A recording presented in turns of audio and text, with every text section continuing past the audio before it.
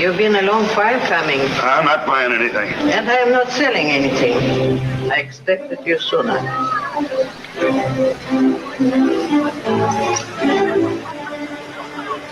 Oh, I remember you. That night. And in the crypt. Go inside.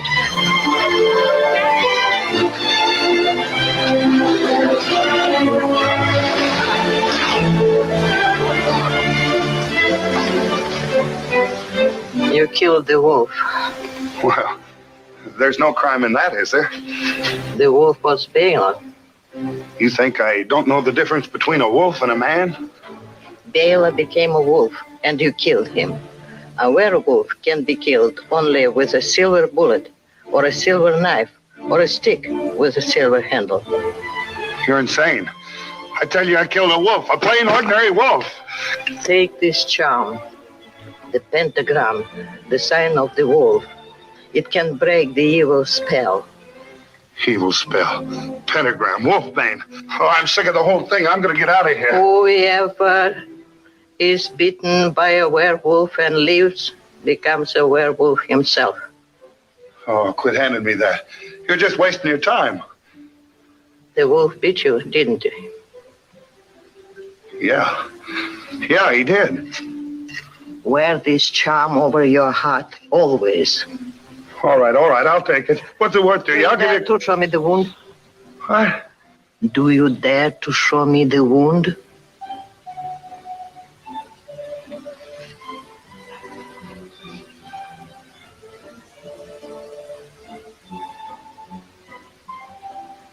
Go now, and heaven help you.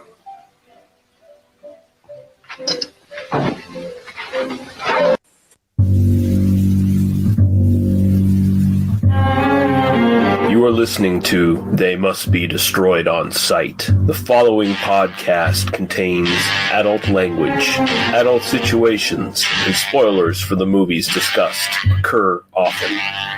You've been warned. Now, take it away, Dr. Rausch. They must be destroyed on sight.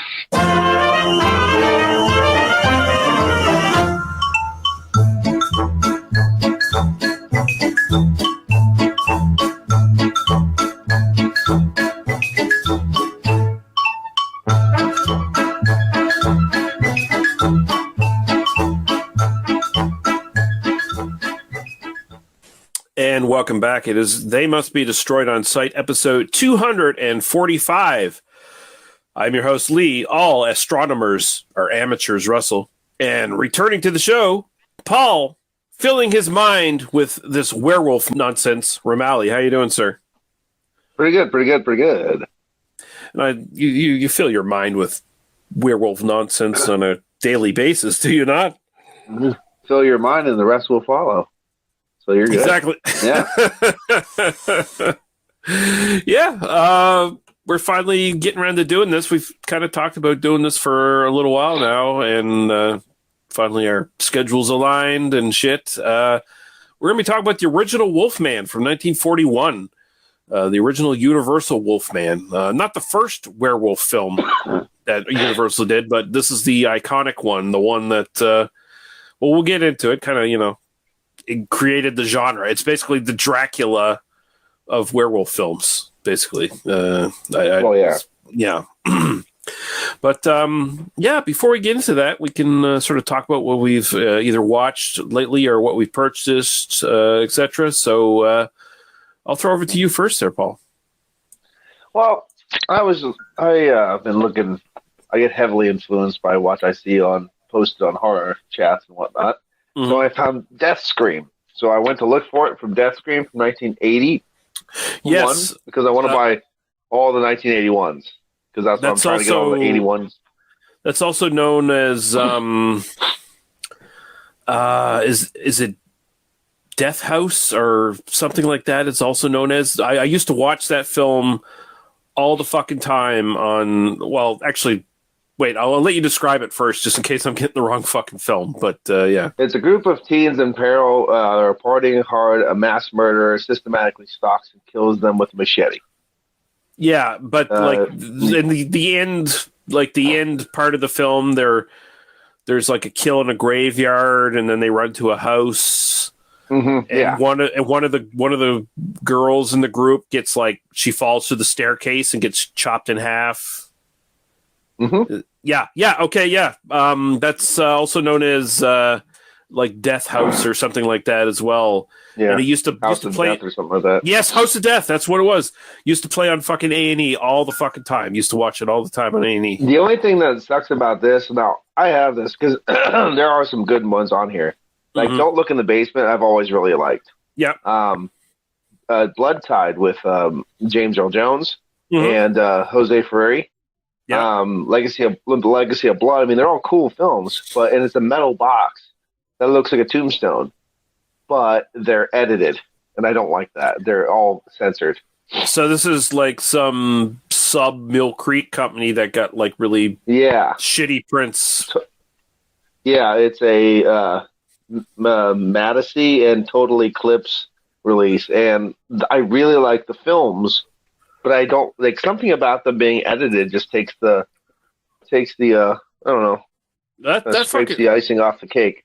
Oh fuck! Like, well, fucking House of Death edited. That's really disappointing because I don't know where else that is released necessarily. Right.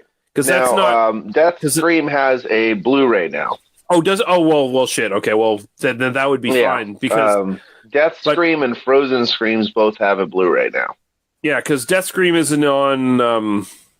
It's not on any like the fucking Mill Creek shit or anything like that. Because I don't think it ever fell out of copyright or whatever, right? So no, I've never seen it before. Yeah. Here's the from the director of Kingdom of Spiders comes The Dark. The Being and Creature from the Abyss. I got this little box set, and it all just seemed very entertaining. The Being just looked campy as hell. The Dark is weird as shit, and Creatures from the Abyss. You mean Lovecraftian? Maybe we'll check it out. Really? Okay. Yeah. Here's what?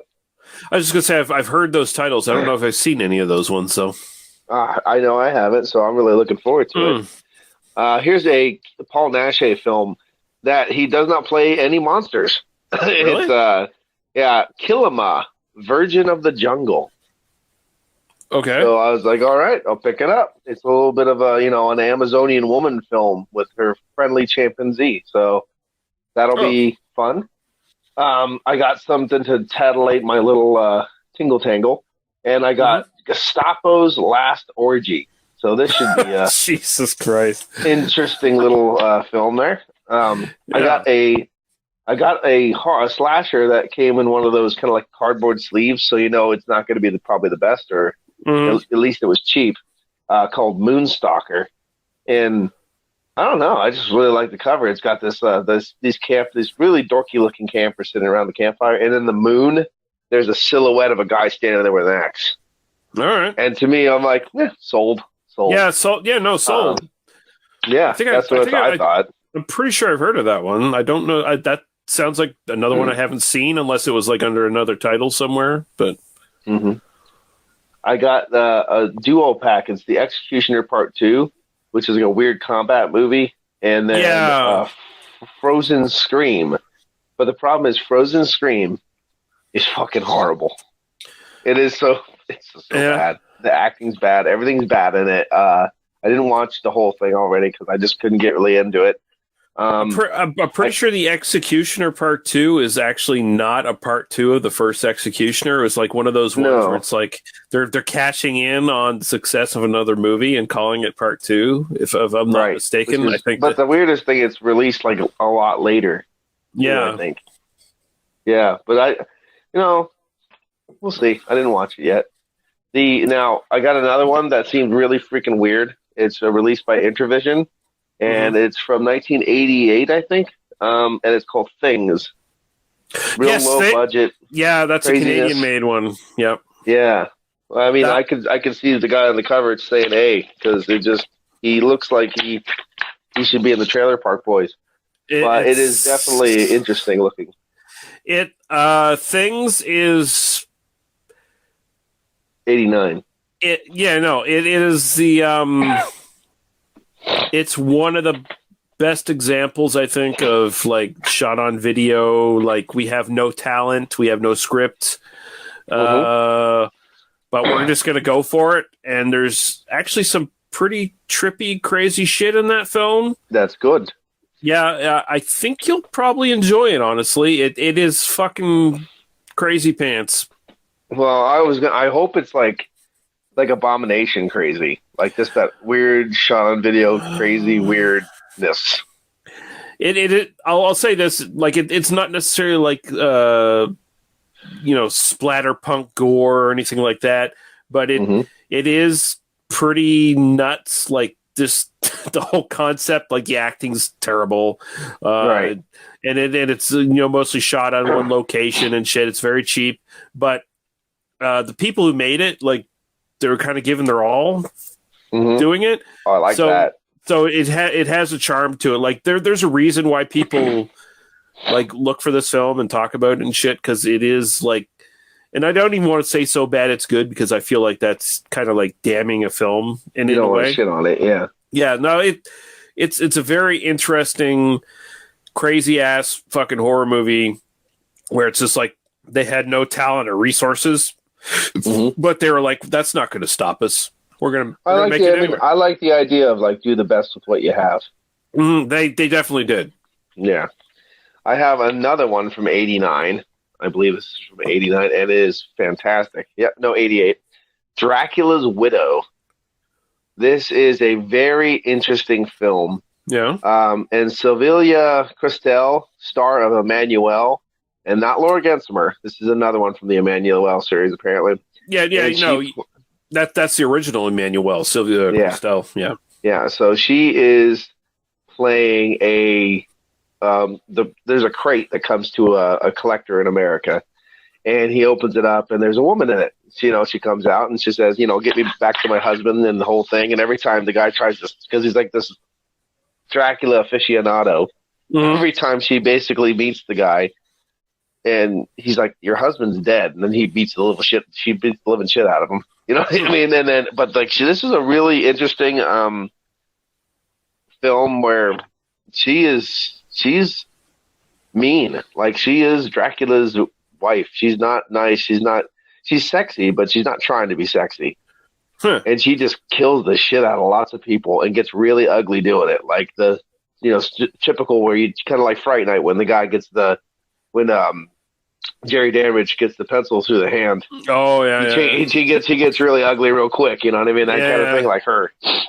But this was actually a really fun film, gory, and it almost looks shot on video. I mean, at least I don't know how to describe it. The way it looks is very. The colors are different to it. It has a rawness to it, but it was real fun. I really like Dracula's Widow. I got another one called. This is Giallo. Called me Watch Me When I Kill. I have this on VHS as well. Pretty sure I've seen that one. This was shot in Freiburg. It's from 1977. It has that bonus where everywhere they put the camera, something beautiful happens. Because it's where it is, and where it's, the scenery is and stuff. But I picked out the killer right at the beginning of the film. Oh yeah, yeah. It's one of those because you can just tell the way he is and acts. You go, oh, you're the killer. And the people he kill, they're all bad people basically. You don't get a connection to anybody, so you really don't care. So you don't get like the everyday hero who gets like thrown into the mystery to try to solve it or whatever, and he's like a likable guy. You get a little bit of that, but they're still, they're all rich dickheads and stuff. Like, you don't care. Is it more like police driven? Like the police are more like trying to? No. The police are. I think you see the police in this for about 3 seconds. Oh, okay, yeah, all right. It's this guy who's trying to get to the bottom of it to protect his girlfriend that got mixed up in the deal by hearing the killer's voice on the other side of a door. Oh, really? Okay. Yeah, it was one of those. It's one of those convoluted kind of deals, Yeah. And she's a famous dancer and really a bitch. And I guess the one guy really likes her, and that happens to be the killer too. And it's just like, oh, what a quinky dinky.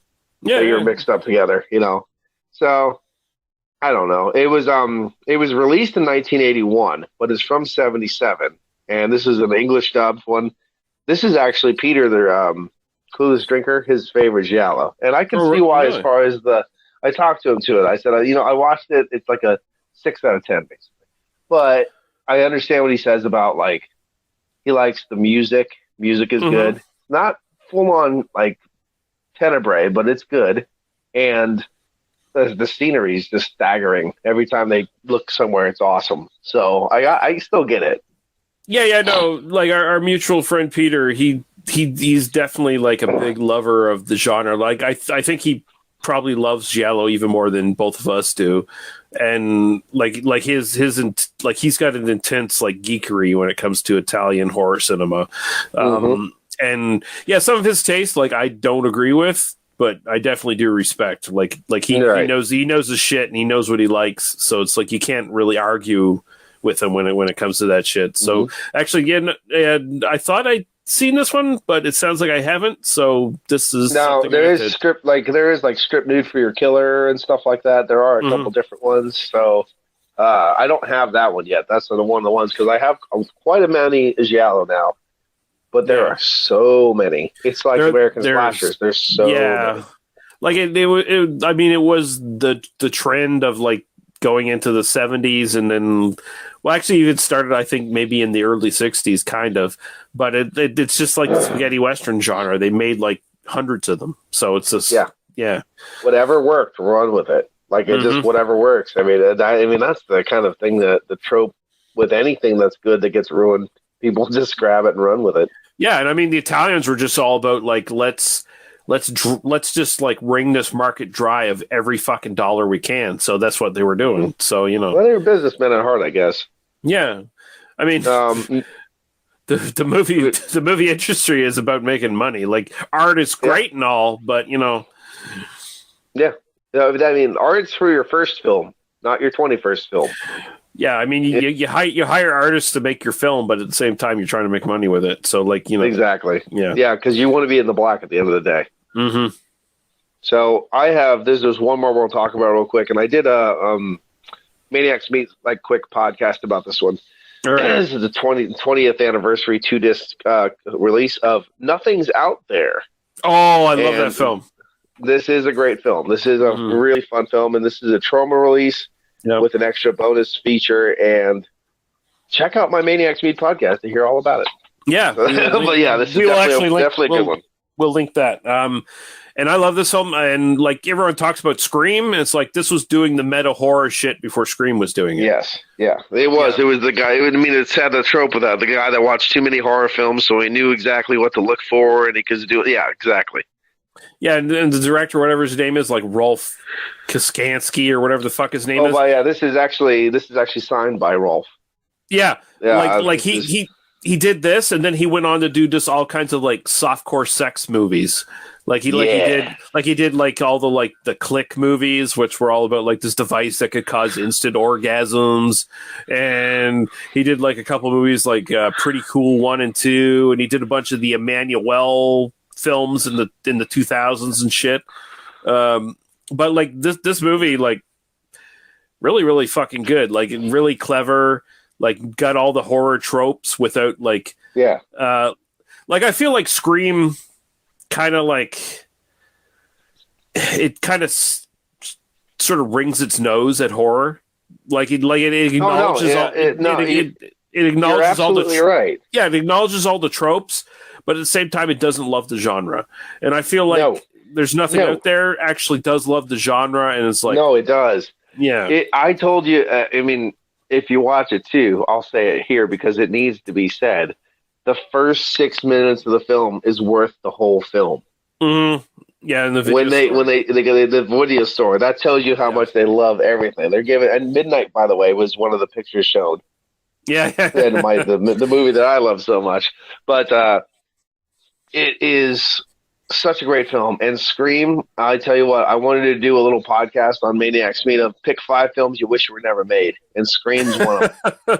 For me, because it makes fun of the genre, it not in a good way, because I don't think. I mean, honestly, trying to think which film. There's a film in the 80s, I can't really pinpoint it, but like after that, I think Wes Craven should have just died in a bus crash because everything he made after that was garbage, and he just makes fun of horror movies, and I hate it. Like I made money off films that are stupid, that kind of thing. And well, here's the thing. I mean, this might be slightly controversial. I don't think Wes Craven's a horror director. I don't think he actually gave a shit about horror. Like he never did. It just happened to be something he got latched into, and it's like, oh well, Wes Craven's the horror guy now, so let's make him do more horror movies. Like he was a porno director before he did that. Mm-hmm. He should have stuck with it. You know what I mean? And then he made when you look at remember The Hills Have Eyes? Yeah. Well, you know how the whole trope. I think about this differently now. But you know how the troll trope was? He was trying to push it to Spielberg, going, "Oh, you think that's scary? I'll show you something really scary." With the Jaws poster ripped up. Yeah. Now I think he's making fun of Spielberg for making a horror film.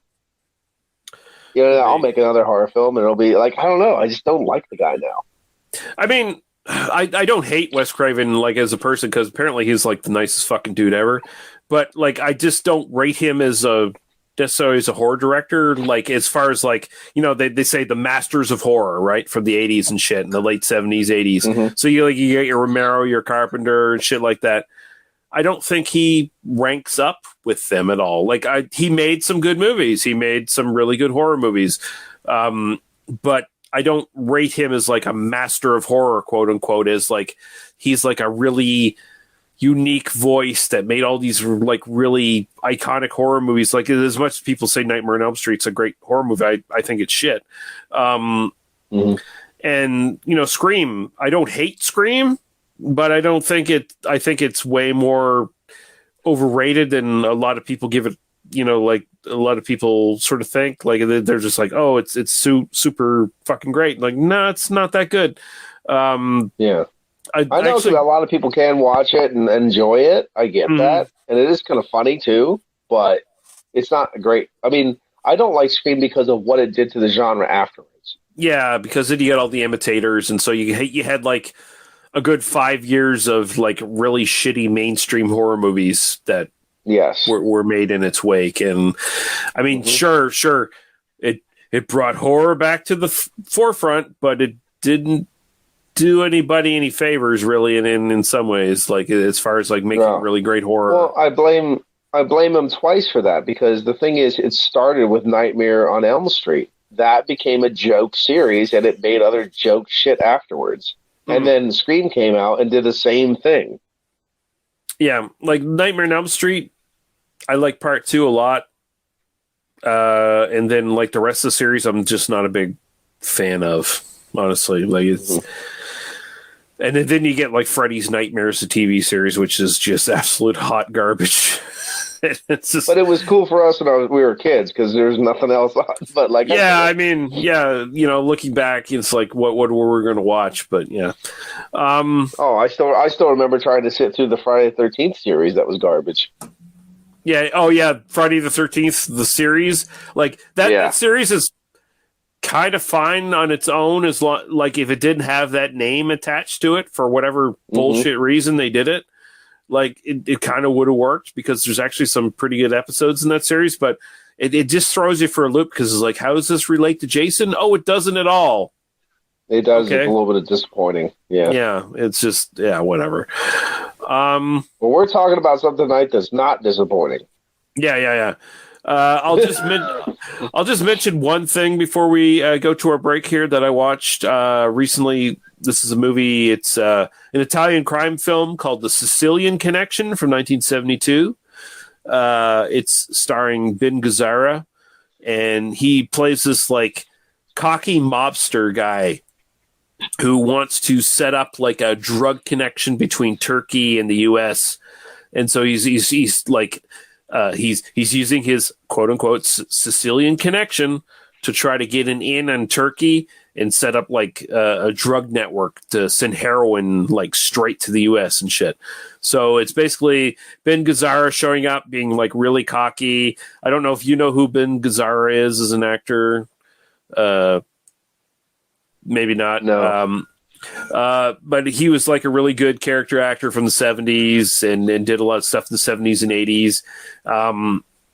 He is in, like, if you've seen The Big Lebowski, he's Jackie Treehorn, the porn kingpin. I don't know if you saw that either. But like he's really good in this. He comes in as this like arrogant mobster guy who's got all kinds of swagger. He starts like flirting with all these lonely mobster wives and shit, and like banging them and stuff like that. Try to set up all these drug deals and shit. And then he's got like undercover cops coming after him and other gangsters coming after him and shit. And I found it thoroughly entertaining, especially because it's like, it's kind of a riff on the French Connection in the sense that it's like, hey, it's about heroin and we got some car chases and stuff like that. But at the same time, it's kind of almost like a docudrama about how heroin was made and turned into, like how, you take the poppies and you make opium and then you fucking make heroin and shit. Like it was a whole fucking, it's almost like a how-to process of how the whole criminal underworld works as far as like producing, distributing, and all that shit. So it was kind of interesting. And, it's an Italian film, so it's very exploitive too. So there's some, shootouts and fights and shit like that and crazy shit going on. And I found it thoroughly entertaining, and it's got a great score. It's got the DeAngelis brothers who did just, like if you followed my series on Blood on the Tracks of covering their scores, they did fucking everything in the Italian film industry, for everything from comedy to horror. They did the score for Torso. And the score they do here is fucking great. It's a fucking brilliant fucking score, but it's one of their lesser known ones, and very much worth checking out. It's hard to find though. Like I don't know if it's on Amazon Plus or any of those fucking things. I got it from Rare Lust and just downloaded it from there. Okay. But it's great. It's fucking great. And so we're going to take a quick break. We're going to play podcast promo, some music, and we're going to come back and we're going to talk about the fucking Wolfman. And I don't know about you, Paul, but I think... We got this, man. We got this by the ass. Always. Exactly. You ungodly warlock. Did you ever see a film at such a young age it left you traumatized with cinematic wounds? Necrophilia. It's a dead issue, man. Don't push it. Cinema Psyops is a weekly podcast documenting an ongoing experiment on the mind of an unwilling test subject. No one should have to watch this movie. Oh, no one should have to watch this? No one should have to watch this movie. Surprisingly, it's not a topic that a lot of people really want to tackle. I'm shocked, Prudes. I know, really. Right? It's the next sexual frontier that no one wants to explore. I am, in the most sincerest of senses, disappointed in you. It takes a powerful goddess like Connie, jam her arm down the monster's throat and kill it. I'm still tripping out over that. Even as a kid, I was like, I gotta find a girl like that. Every week, I get a new look of disappointment that I never thought I could get out of. Unimaginable. At 12 years old, you should not be watching this movie. Obviously. At 13, you should not be. 14, you should be. I'm not entirely sure even 17-year-olds should be watching this.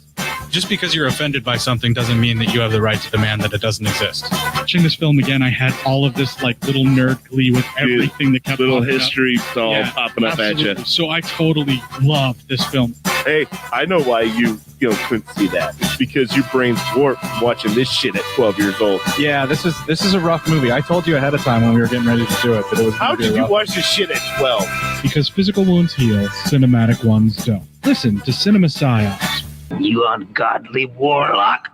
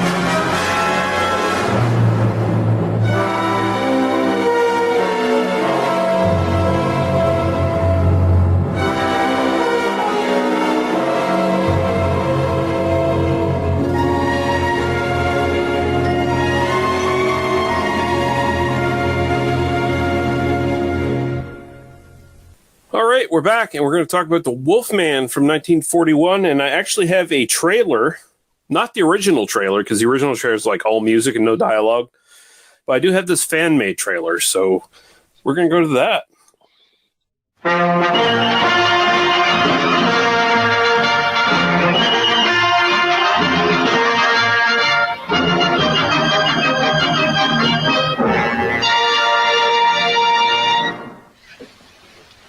That's funny. Another dog.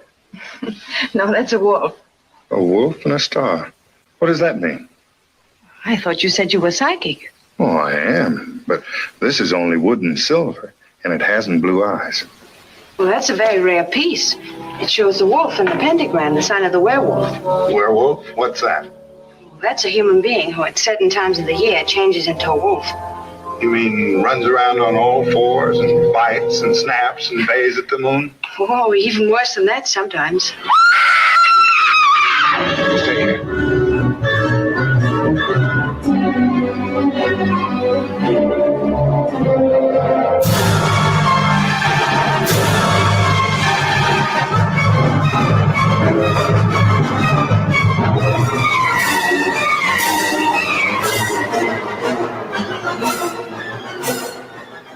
Whoever is bitten by a werewolf and lives becomes a werewolf himself. Go now, and heaven help you.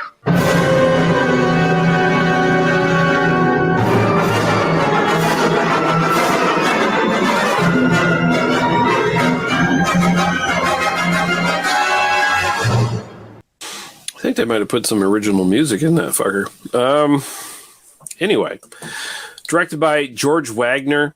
He's probably better known as like a more of a prolific writer and director of TV. Like he did a bunch of TV episodes of like Batman from '66, Man from U.N.C.L.E. Like he did a bunch of movies, but it was like kind of journeyman director, like whatever the studio gave him to direct, he directed kind of thing, right? Written by Kurt Sidomak. We've covered him before recently with Creature with the Atom Brain. He did all kinds of like horror sci-fi stuff sort of during this like 20, 30 year period into like the 50s and 60s. You want to know more about him? We talked about him on that episode. This is starring Claude Rains as Sir John Talbot, the Invisible Man himself in this. Mm-hmm. Although I saw this one first. Yeah, I feel like he's kind of miscast as the father figure here, especially when Lon Chaney walks in here and he's like 18 feet taller than Claude Rains. It's like, okay. Yeah. Warren William is Dr. Lloyd. He's sort of like a bit sort of a contract player for, I think, for Universal here. Mm-hmm. He's in two or three movies. Yeah, he's best known for his... He appeared as Michael Lanyard's jewel thief turned private detective, the Lone Wolf, in like 9 movies from 1939 to 43, beginning with the Lone Wolf Spy Hunt from 39. And he's like one of 10 actors who appeared in that series over like a 30-year run or some shit. That was a TV series or movie series? Movie series. This is like when, you know, the studios... TV. Yeah, this is like when the studios were pumping out shit ton of movies, like the Sherlock Holmes series with Rathbone and shit like that, or Nigel Bruce and Basil Rathbone. You know, they'd make like 5 of them a year or whatever, right? You know, okay, because you know the movies were usually only like 60 minutes. They're like as long as this movie, like 60 minutes or less. I saw him in a as a not a stand-in, but he was also in a cowboy film I watched from Universal back in the day. He was in that too. So yeah, because he's got a very unique face. When you see him, you see him. You do, yeah. Like you get all these like contract players who like they'll do whatever Universal's making, right? So it's like they're not necessarily always just doing horror movies like Bela Lugosi would be doing or something like that. Like sometimes you'll get these guys who are just, you know, I'll do a Western, then I do like 5 romantic comedies, then I do a mystery film or noir or whatever the fuck, you know. Ralph Bellamy as Colonel Montford. He had a long career, went right on, like he died in 1990 or something like that, I think. So he did a bunch of notable shit. He did like Rosemary's Baby. Then he made a bunch of stuff in the 80s that like everyone kind of remembers these days, like people our age and shit. So kind of his late career was pretty prolific. Like he was in Trading Places, Amazon Women on the Moon, Coming to America, Pretty Woman, stuff like that. Like I'm not speaking to Mortimer. Yeah, like that's a good. I loved it in Coming to America too. So. Yeah. Patrick Knowles is Frank Andrews. He was in Frankenstein Meets the Wolfman, so he's in the direct sequel to this, basically. Terror in the Wax Museum, and he did all kinds of other Universal shit. Bela Lugosi is Bella, who it's just some guy, Bela Lugosi, whatever. They called him Bella, whatever. No respect. Maria Ospinskaya. Yeah, as Malevia. She did a bunch of Universal shit. Didn't have as big of a career, but she is in the direct sequel to this, Frankenstein Meets the Wolfman. She was originally a Russian comedian before she. Oh, really? Okay. Yeah, so like she actually carries over to the sequel as the same character, so that's interesting. You have this whole like Universal monster universe that actually kind of existed in the 1930s to a certain degree because absolutely all these characters were sort of crossing over. You got Evelyn Ankers as Gwyn Conliffe. She was in The Ghost of Frankenstein, Son of Dracula, Visible Man's Revenge, Sherlock Holmes and the Voice of Terror, as well as the Sherlock Holmes film, The Pearl of Death. So she did a bunch of stuff for Universal at this point. J.M. Kerrigan as Charles Conliffe. He was in Gone with the Wind, Werewolf of London, and another notable one, 20,000 Leagues Under the Sea, which is cool. Like his career went on. Hughes, Werewolf of London. Yeah. Yep. Faye Helm as Jenny. Forrester Harvey as Twiddle. He was a character actor who you'll know him when you see him. He was in The Invisible Man. He's the innkeeper in The Invisible Man, and he's in The Invisible Man Returns as a different character.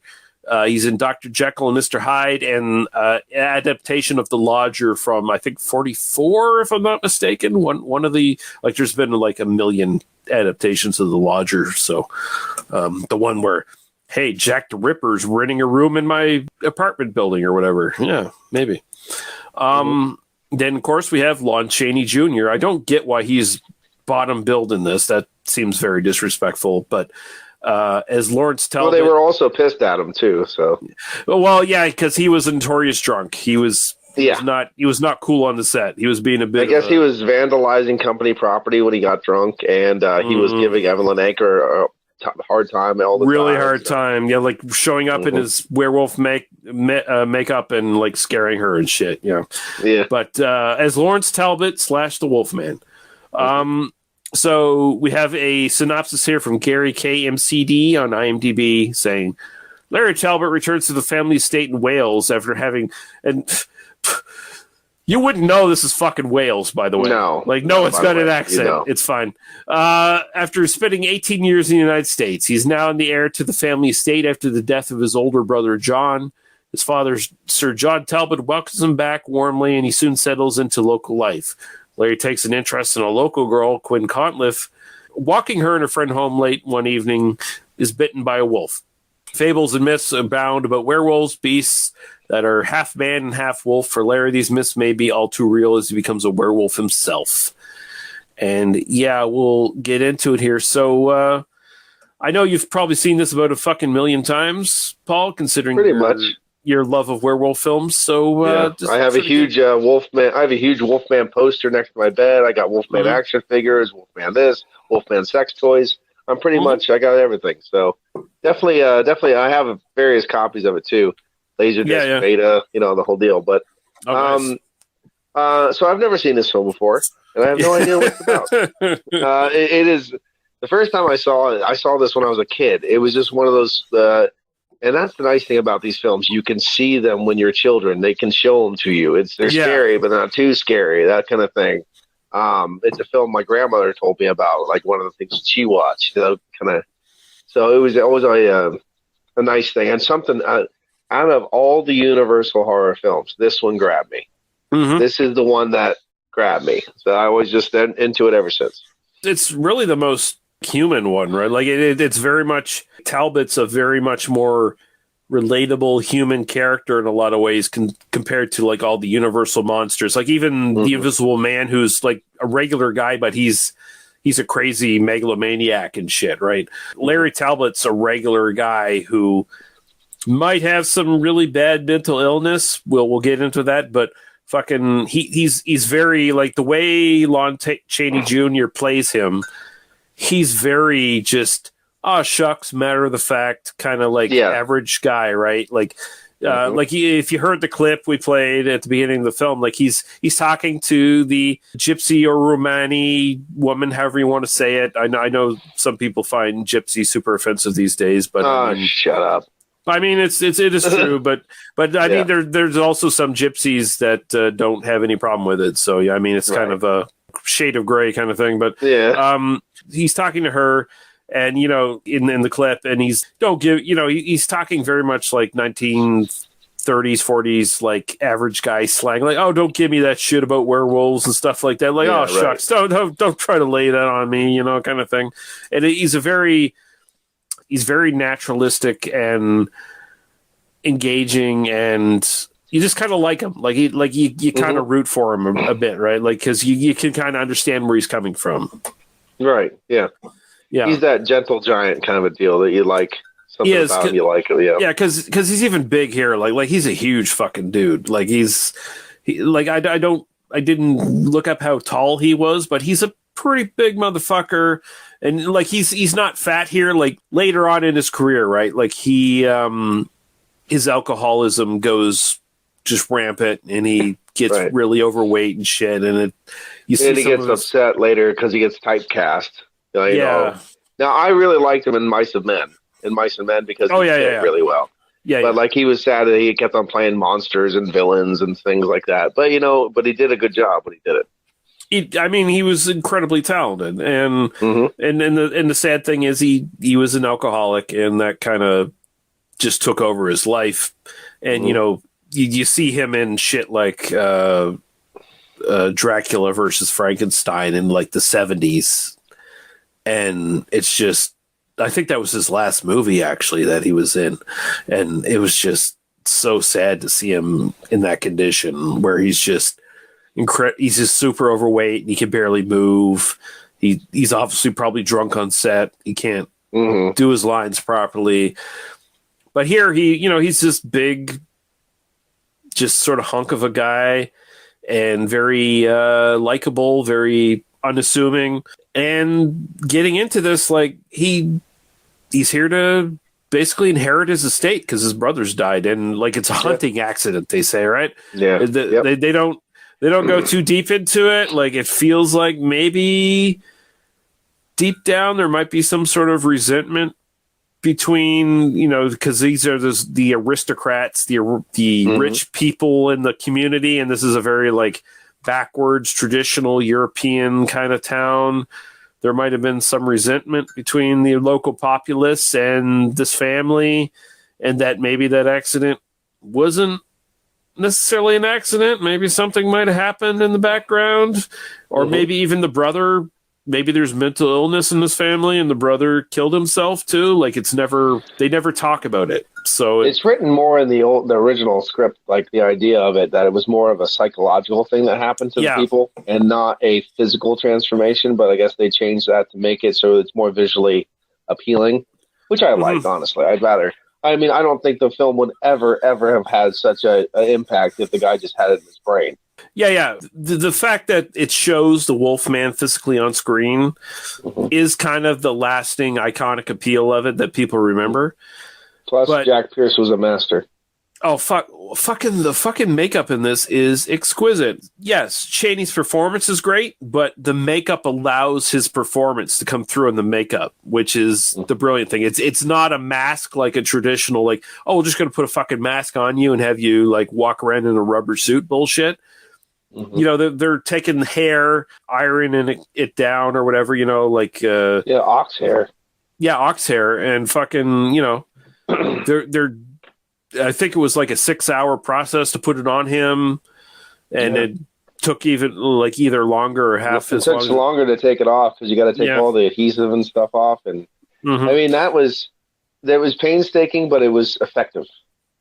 Yeah, I mean, he looks great, and I mean, that's an iconic look, right? Like, this entire movie made the Hollywood werewolf, not even the Hollywood, just the cinematic werewolf. No, just the cinematic werewolf genre. Yeah, because how many movies have ripped off the look of the Wolfman in this?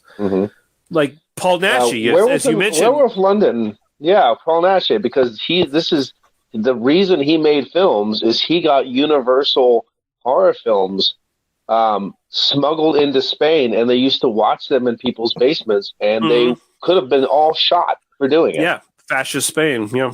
But he got the inspiration from these films to do his legacy, and it goes on and on and on and on. There is another film where I can't remember. It's something like The House of Dracula or something like that that's out now that was released only a few years ago, and it has and it's basically like sons and nephews and something of these people that did like another film like that. Apparently, there are direct sequels to this, right? So, although unlike a lot of the Universal films, sometimes different actors would take up the roles and shit. So there's a distinction here. Lon Chaney Jr. ended up playing the Wolfman in all the sequels. The official Universal sequels, and although they're not like necessarily direct official sequels to this film, he's reprising the character in all these films. So, like it goes on. Frankenstein, Frankenstein meets the Wolfman in 1943. Then he does House of Frankenstein in 1944. Then he does House of Dracula in 1945, and then he does Abbott and Costello meets Frankenstein in 1948. Yeah. And then also he did it on TV as well. There was some sort of TV special or something that was done with like Bela Lugosi and Karloff as well.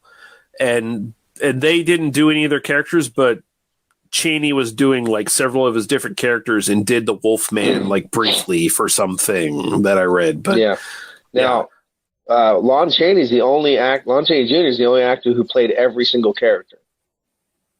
He played Dracula and the Mummy and Frankenstein and the Wolfman, so not everyone has that under his belt either. Yeah, that's true. So thing I really love about this film, and I don't know how you feel on this because I know you're a bigger werewolf fan than I am, and I kind of feel like maybe you probably side with the idea that strictly that yes, he is a werewolf. I like that this film is very ambiguous. Because, like you said, originally the script was going to be, we don't really know, right? And then the finished product, we get a lot of like scenes of a wolf man running around. But I think the script is still clever enough where it leaves it up to your interpretation a little bit. Because whenever it didn't until he became a wolf. Like I'm like, ooh, oh damn! What you're saying is it could still be in his head. You're seeing a representation because a lot of it is like from his perspective. So like, yes, he like you can buy into the idea that he believes that he's becoming a werewolf because he comes in. There's this sort of hint that he's mentally not all there. Like there's something going on with him that's not addressed. Like from the beginning where he's a peeping Tom. and he's like fixated on Evelyn Anker's character, who is, by the way, engaged, and she has she has a fiance, but he still tries to pursue her for a romance and shit. Like there's a subplot there that's not really fleshed out fully, but it's kind of in fiance, and the fiance works with it for him. Yeah, and and at one point in the carnival or whatever, he's like. He competes against them in the shooting gallery fucking thing, right? Right? So like and you can kind of tell by his performance, he's like, "Fuck you, guy! You're trying to like move in on my fiance. Like we've had maybe like a little bit of stress in our relationship, and you're like moving on in here. That ain't gonna happen, bitch." It's the decadent thing too, because he is that area's landlord. He basically like that. Exactly. That kind of like, I have the power. I can take your girl. I do like it when Paul does like, what's wrong? Can't you shoot a wolf? That kind of thing. And he's like, oh, screw with you. Like, because I can shoot. Basically, he's saying, I will shoot you.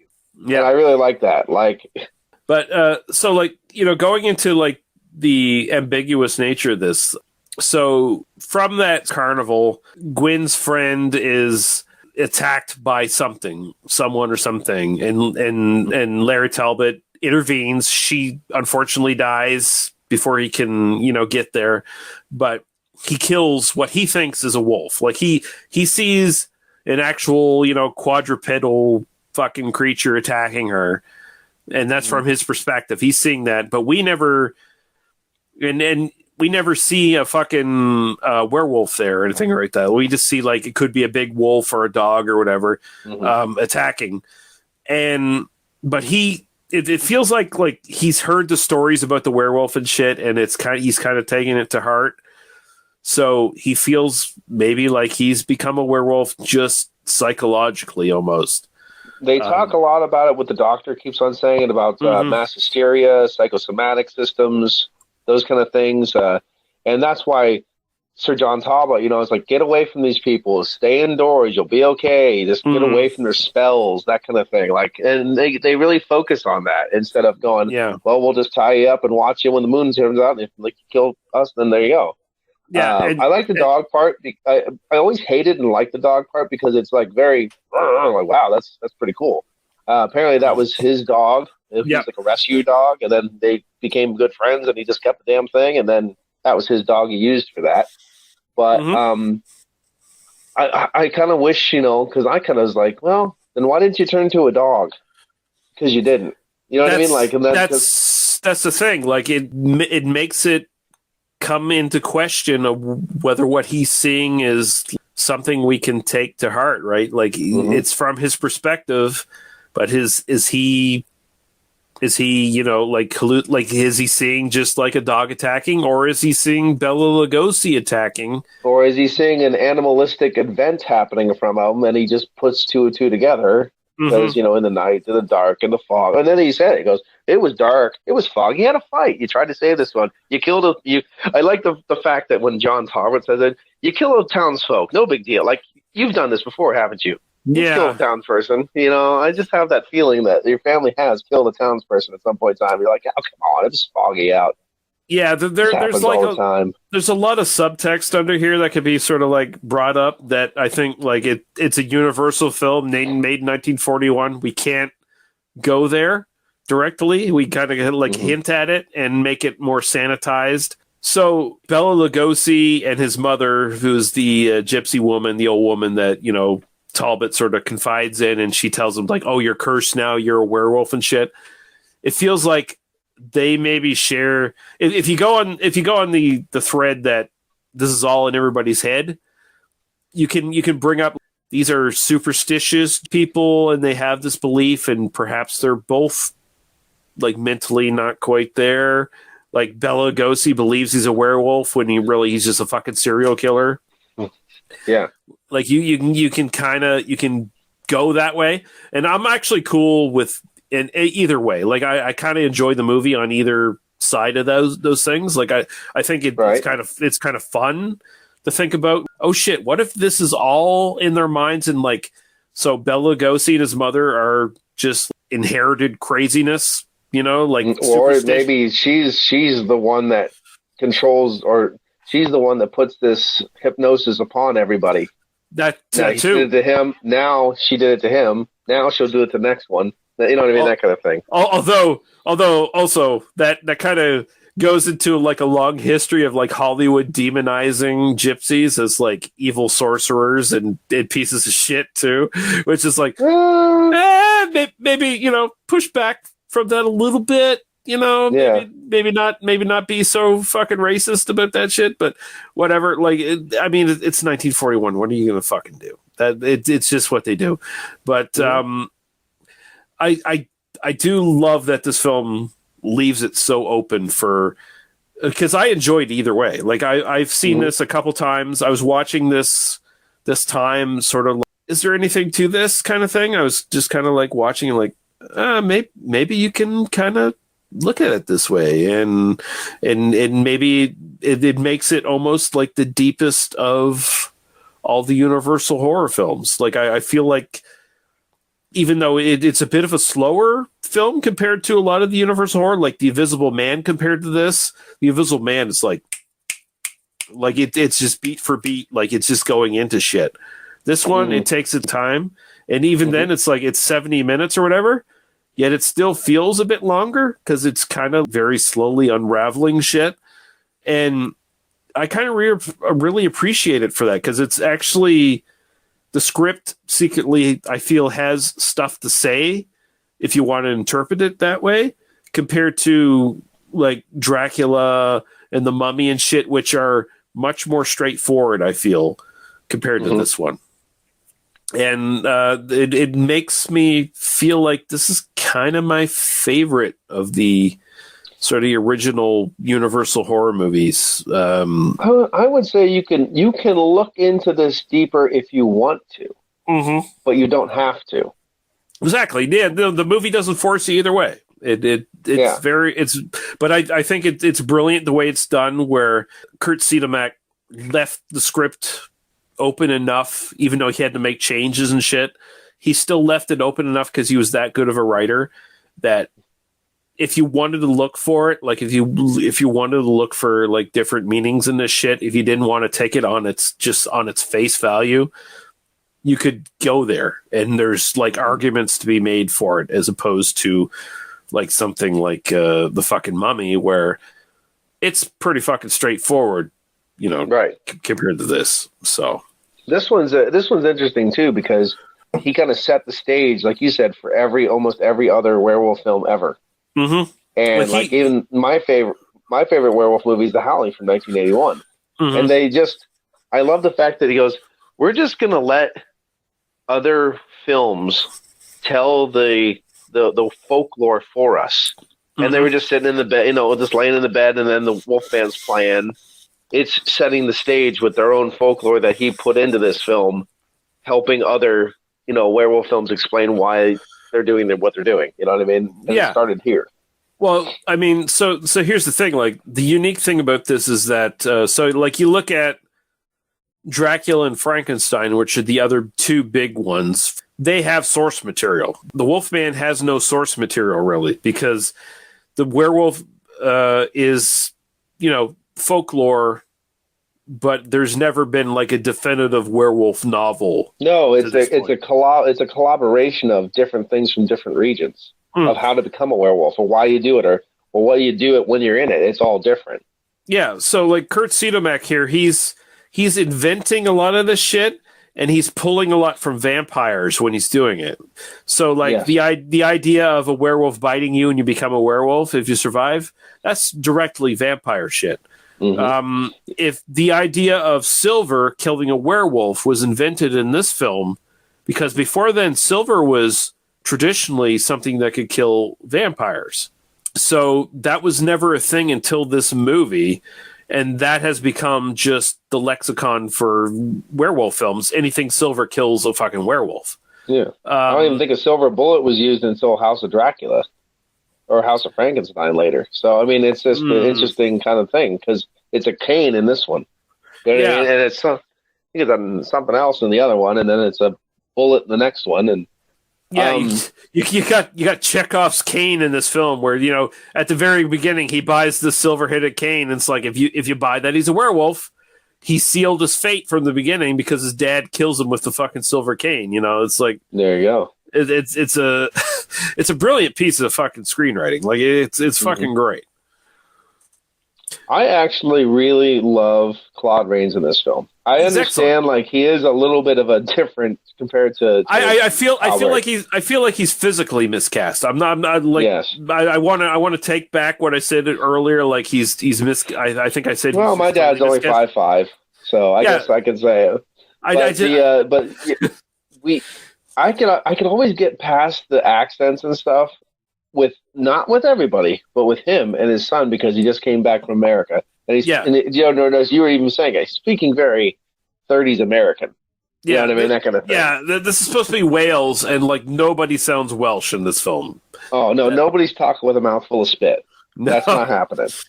No, nobody sounds like a fucking hobbit in this film. Like it's just no, exactly. No, well, I mean, but he is so. I mean, he's just so damn good. Claude Rains is just so fucking good. He's just amazing. I mean, yeah, Claude Rains is one of the best actors in this. Like it's. But if you wanted to have someone that had, let's say, a British, UK, Wales, whatever you want to call it, manor house, it would be him. Yeah, like, it was either him or James Mason. Those are the two people. yes, and I mean, James? you see, yeah, the master. You can't resist the master. Whatever the fuck he says with Sam Slot. Fuck me. That was it. Cross against cross. Yeah. Yep. Back, shaman, back. It does it. So good. Yeah, we should probably do Salem Slot at some point. I kind of feel it. Don't do Return to Salem Slot. I'll tell you that. I kind of like Return to Salem Slot. Really? I kind of do. They're remaking Salem's Lot right now, by the way. They are, yeah. I'm actually kind of excited that it might be decent compared to the one they made. They're doing Jerusalem. It's in Jerusalem. Sorry, I can't say the word. Jerusalem's Lot in Maine. They're shooting it. Yeah. They just did a TV series called Chapel Wait that I watched with Adrian Brody in it. Where he fits perfectly in that sort of thing is like, and that is an adaptation of the Jerusalem's Lot short story. Okay. And they expand upon it. I thought it was pretty decent. I thought it was actually pretty good. I think it goes a little too long. Like, even like it's funny to say like series these days usually they only are in like 8 episodes or 10 episodes or whatever the fuck. But at the same time, they still feel like maybe they go a little too long because they just put a little too much into it. But I thought it was a pretty fucking decent adaptation. Really good gothic horror, which is kind of what Jerusalem's Lot is it's a good more of a gothic horror film. Like there are vampires in Jerusalem's Lot, but it's very much more like a Cthulhu mythos story. Okay. / gothic horror kind of thing that Stephen King did in Night Shift is the book it's in. Yeah, I think it's a Night Shift. Night Shift or Skeleton Crew. I can't remember. Fuck. But it was actually pretty good. It was really decent. Night Shift where they battle the rats. The rats in the when they go down that big ass. Oh, that's Graveyard Shift. Yeah. Graveyard Shift. Yeah. Yeah. Graveyard Shift. Yeah. It's a dirty movie. It's a dirty movie. I like that film though. I really like that film. It people shit on that like, oh, this is the period where Stephen King movies were shit. Like, no, that's actually a pretty good adaptation. Like it's batshit crazy on its face. It's definitely a B movie, but it's one. I would definitely say it's like ones. The Day of the Dead of Stephen King because everyone's angry. Not a fucking everyone happy in that movie. Everyone's angry and yelling at everybody. That's actually a fucking great comparison. I never thought about it that way, but that's pretty spot on, Paul. That's what I'm here for. Yeah, I like it. I like it, man. Anything else you want to say about this film other than it's fucking great? Because I think we're both in agreement. One of the first crushes, Evelyn Akers, so sexy. Yeah. No, she's really good. Hot. I always just loved her. I mean, Jenny was a dog, and she got killed by one. But she was definitely Evelyn Akers. Just to me, was just hot, and in a different way though. It wasn't in the gothic girl hot or anything like that. She was just. She's modern. She's very modern hot. Like when he's spying when he's spying on her through the telescope, like she's not dressed like an 1800s like. No. She's looking very modern. Woman. Yeah, she's a businesswoman. Yeah. That's right. Now, let me see. Let's go on with that, and then we'll talk about 2 more things. Okay. Well, I was just going to say she's very. I like how she's presented, where she does have a fiance, but she's kind of a bitch because she's leading Talbot on. She's clearly hitting on him. She's not she's not sure if she's going to marry this guy. So she's kind of like leading Talbot on, which is not a good idea because I kind of like, as much as I like he's just the Wolfman, I also kind of buy into at the very least into the theory that he's a little mentally unstable and he's a little weird. So like he's fixated on her and she's kind of like tempting him. And when he kind of sees that she's still with her fiance and that's the thing that's going to happen, it feels like whether he becomes a wolf man or he's just becomes a serial killer or whatever, that kind of triggers it a little bit. Right. So was she doing it because she actually liked him, or was it because he is the guy with the money? That's another good question. That's another question. It feels like she's not a good person necessarily. Feels like she's kind of a piece of shit. Mm-hmm. Yeah. But she's hot enough to make it okay. So that's all right. I guess. Remember, if you're going to be ugly, at least be nice. What was it? The scenery though, like the atmosphere, like when he's running through the forest and the fog, and then the first kill, the gravedigger kill, and stuff like that. Those are very, very interesting. Oh, it looks so good. It looks so good, Yes. and you can tell this is on sound stages and shit, but they do Universal had this knack for. In this period, especially, making their sound stages look so convincingly good. Like, you got some really good trees in this. I love them. Fucking immaculate. And there's all kinds of fog everywhere, all the fucking time. So any sort of, faults that might be in the set, it's hidden by the fog. So it looks brilliant. Just like that one movie. What's it called? The Fog. Oh, that's it. The Fog. But did you hear about the Evelyn Anchor story when she was unconscious? No. Well, apparently what was going on was when they were fighting and then Sir John Talbot has to kill Lawrence, she's supposed to pass out. Well, they did a take and she passed out. Well, she was supposed to lay there the whole fight scene. She laid there so long, the fake fog was encompassing her and stuff, and she was trying to breathe, that she literally did pass out. Jesus and Christ. The problem was when the film was over, there was so much fog they couldn't see if she was still down there, so they just walked away and started setting up for the other scene. Oh my God. and it was a long time before they realized that she wasn't around, and they went looking for her and found her and had to revive her. Jesus. She was just laying passed out. Now, what's my luck? When do I get to find out a hot passed out girl just laying in the fog somewhere? Come on. It never fucking happens, and it feels like it should happen more in your case, considering you in my neck of the woods. It should, but no, it doesn't. But that was a really fun story. I was like, but I'm glad it didn't turn tragic. Yeah, well, it could have turned even more tragic because the Wolfman fights there was unused footage that they cut out of this, apparently, where the Wolfman fights a fucking bear, and they actually had a real bear on set. And apparently it scarred Anchors at one point. Really? And she was in a scene with it, and apparently she got a scar from it while climbing up a tree, and it was coming at her and shit. And they cut all that shit out of the fucking film, as far as the trivia kind of goes. I don't know. Well, actually, I swear to God, there was a movie where I saw Paul Nash fight a tiger. That was awesome. But I think, it was a Beast of the Magic Sword. He fights a tiger as a werewolf. But I swear to God. Oh, God. What is that the Paul Naschy film where he goes to Japan as a fucking werewolf? Oh, I have to see that. I have heard about that. It's absolutely fantastic. I have it on DVD. It's great. Nice. The Beast of the Magic Sword is awesome, but I do think there's another one where he fights a bear, but I can't remember. But my dork boner would go off. I want to see the Wolfman fight a bear. I definitely want to see Lon Chaney Jr. fight a fucking bear and as the Wolfman. That is good. That is awesome. It feels like this film needed that a little bit. I mean, I don't know anybody. Even Twiddle's funny. Everybody in this movie. I know it's probably romanticized a little bit, but I just think everybody does their job perfectly in this film. Mm-hmm. I do like Claude Rains is that stern refusal to hear this twatty-wall about werewolves and this and that. I like that.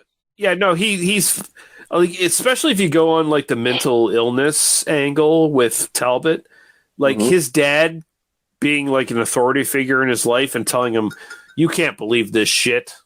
Like this is bullshit." Like don't you worry about this stuff. You just do you, boo. Like you just keep fucking going on as you're going. And like the cops are like, "Well, we found you next to this dead gypsy. That happens all the time." Apparently, yeah, that's the sad thing. It probably did happen all the time back in that day. My question is, because you brought up the point of things being in people's brains, right? Mm-hmm. And you brought up the brother dying. Yeah. Would there be a fact that a hunting accident was because he was telling Sir John Talbot the same stuff that Lawrence tells him later, and that's why he's so angry immediately and defensive immediately about it? That could be a thing. That's yeah. I mean, because it was pretty immediate. Mm-hmm. Like he's very instant. Yeah, he jumps on it, right? Like right. Yeah. No, that's a good fucking point. There's when Cito Mack was writing the original script, he definitely had shit in mind, and he had to rewrite. So it feels like maybe things were taken out and things were left in that necessarily don't connect as well as in the finished product, but they leave questions open as to like maybe this actually happened in the original script. Like I'm very interested now in like if I could find a version of the original script which sounds like that's probably impossible to find at this point. But too bad. Yeah. Well, it would have been nice if Sealed Mox would have novelized it afterwards. Yeah, I don't know if he did. I don't think he did. I don't know. Because he did write novels. He was a novelist. But I don't think he did. And I never remember seeing, like, I've got a lot of Wolfman novels, but not Wolfman by Kurt Siedmach, you know what I mean? Yeah, no, I figure you would be the guy to go to ask is like, does that exist? And I'm pretty sure it doesn't. Yeah. No, I've never seen it. Now, if it does, I need it. To say that. Yeah, definitely. See, that doesn't feel like a thing that would happen back then. Like now, you like 80s, 90s, 2000s, like, oh, the original scriptwriter makes the novelized version of his script that was not filmed. That's more of a modern thing than it is a thing back then. Yeah. He's trying to cash in even though everything didn't work. That's what happens now. Trying to do his thing. Now, I would like to talk a little bit, real quick. The score. Absolutely amazing. It is. And I like what they were talking about when they were using the word, was it the tri-note they were talking about? I saw this little thing where they were talking about the music and why they made it like that. And the three notes are the sign of evil. Yes, every time the Wolfman shows up, you get those three notes.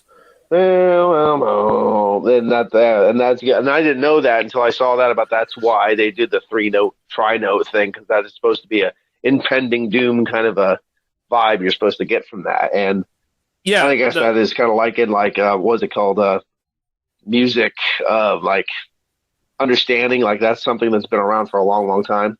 And I mean it just triggers the viewer because it trains you to look for that. Like every time you hear that, it's like, oh shit's gonna happen. Well, I mean honestly, if you really think about it, and that mental, let's say what you're just saying is like every time you hear dun dun dun dun dun dun, fucking something's gonna happen. There's Jaws is coming. Yep. You hear that the Wolfman's here. Like that is that cool thing. It really and it just adds so much complexity, but it adds so much seriousness to something that other people would take as absurd. Because it's so well. It's like the Hammer horror films. The scores were absolutely breathtaking. Yeah, you taken scores for the original theme for the 1958 Dracula. One of the best Hammer scores ever made, and it's one of the best just horror movie scores ever made. And it's so simple, and it was just bum bum bum bum Dracula, bum bum bum Dracula. Like, so fucking simple, but iconic as fuck and powerful. And yeah, the Wolfman kind of does the same thing. Like, it trains the audience and excites the audience into like, oh shit's gonna happen now, and you know it. Like, yeah, you're totally spot on. The score is fucking brilliant. Yeah. So the budget was $180,000. Apparently, this did millions at the point, like at least a couple million at the point when it was released. Like, it was super successful for Universal at this point, which just goes to show, like, yeah, we got to get this Wolfman in all of our other horror movies we're making in the next like 10 years, which is what they did. But, so it makes a lot of fucking sense. We don't really have any trivia to go through because we kind of did it in our talking points here. Did you see the remake of the Wolfman from 2010? I can't remember. If you did or not. I think I own it, and I saw it, and it's hot garbage, but it's watchable. It is completely watchable. It is watchable, but it's. We'll go back. Let me go back to the beginning of the podcast really quick and let me say something. Well, you mentioned the original American trailer for the Wolfman, which says "Legend of the Wolf," and then it has a little bit of a scrolling story, and then it says the Wolfman at the end. If they would have called the Wolfman 2010 Legend of the Wolf, I would have been perfectly fine with it. Oh yeah, but because they call it the Wolfman, it pisses me off because they use three fucking names that were the same, and everything's fucking different. Yeah, and that makes me mad. Yeah, I have mixed feelings on that film. And the CGI was really bad too. I like the performances for the most part. Like, I think Benicio del Toro's miscast in it. I kind of like the idea that Anthony Hopkins as the father figure is a Wolfman. Like, I kind of like that a little bit, but for the most part, it's just like it was not needed to be made. It's one of those remakes. No, absolutely not. Yeah, it's one of those remakes where it doesn't add anything. So it's like, okay. Well, remember, we talked about this before. They're cashing in. Yeah, they're cashing in. But apparently there's another remake now in the works, and it's coming from Blumhouse, who just did, like, they're doing the Halloween ones now and shit. Yeah, Halloween Kills sucks, by the way. It's absolute garbage. But maybe it will be okay because, I'll say this. Blumhouse has made some good fucking horror movies at low budget prices, basically. That's good. But they might make a good Wolfman. I'm actually optimistic to see that because here's the thing, and I think you'll agree with me. There's not a lot of great Wolfman, like werewolf films. There are some good ones, enough to get a top 10, but you're really struggling after that, and you have to really, really be a fan of the genre because it's got its own kind of genre to it to really get a list going. Yeah, because some on my list, most people wouldn't fucking like. Right. Like, because for me, one of my top 5 is Werewolf's First Vampire Woman with Paul Naschy. Most people would watch that and say this is shit. Yeah, no, you know I like that film a lot. And I'm not even as big a werewolf fan as you are, and I know you have a fucking deep love for fucking werewolf films. So yeah, and even you, saying that, like, you could get a top 10, but even then you're kind of stretching. You're stretching it, yeah. I mean, and you're going to get a lot of ones. Most people. Now, you have to understand, like, if you're really talking to the mainstream people and you want a top 10, you need top 10 that people know about. Right. When you're talking about, like, Night Shadow, well, what's that? Well, it's a movie from 1988 that had, what was that name? Kato Kalin in it. and no one's ever heard about it, and you can only get it on a box set with this other movie. Like, you draw people away from that. Yeah, and by the way, it's only a VHS rip, so fuck you. Exactly, buddy. Yeah. So it's going to be dark as fuck, and you're just going to have to enjoy that. Yeah. Yeah, it's when you start getting into that, people go, I'm not listening to you anymore. Yeah. Yeah. Well, fuck. Paul, it was an absolute pleasure having you back. We got to talk and get some more fucking episodes planned. Glad to be here. Yeah, get you back on the podcast more often. Where can people find you in your interwebs and, talk about your podcast? Hit me up on PA Brew News on the YouTubes, and then Oil Paintings by P. Rumeli on Facebook and Twitter. Check out my Oil Paintings on PA Brew News and Maniacs Meat Podcast on PA Brew News. And I'm sure there's other stuff on Facebook and Instagrams on that too. So just Maniacs Meat, PA Brew News. Those are the two main words you need to know. Yeah, he's everywhere. You can find us at tmbdos.podbean.com, where you can find our Apple Podcast, Facebook, YouTube links. Join the Facebook group. Best way to find out what's coming up on the podcast. And it was an absolute pleasure to have you back, Paul. This was a lot of fun. Pleasure to be here. Yeah, and so thank you. Thank you guys for listening. And we'll be back when we're fucking back. But until then, goodbye.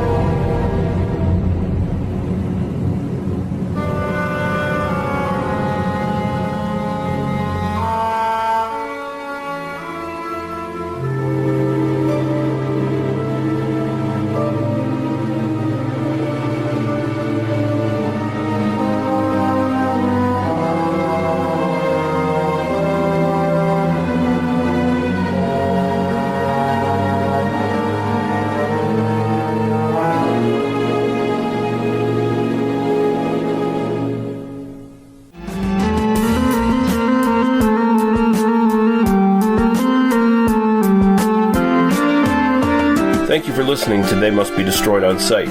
For further episodes, our Apple Podcasts, Facebook, and YouTube links, please go to tmbdos.podbean.com. Thank you. Drive through.